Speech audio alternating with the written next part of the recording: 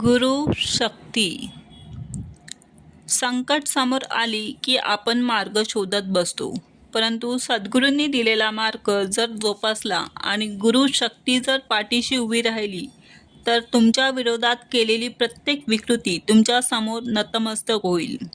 कारण नामाच्या साधनेने गुरु शक्ती तुमच्या पाठीशी ठामपणे उभी आहे. आपण खूप भाग्यवान आहोत.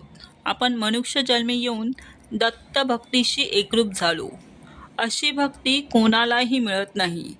एखाद्याला ओढून आणलं तर तो स्थिर राहत नाही, परंतु जो पुन्हाईने परिपूर्ण झाला तो कितीही दूर असो या भक्ती मार्गात येईल.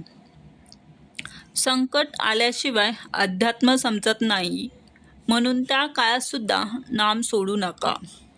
ही आपली परीक्षा आहे. दृढ भाव हाच आध्यात्मिक मार्गाचा पाया आहे.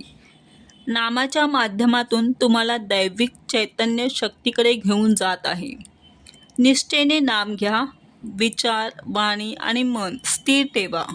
अलौकिक अनुभूती आल्याशिवाय राहणार नाही.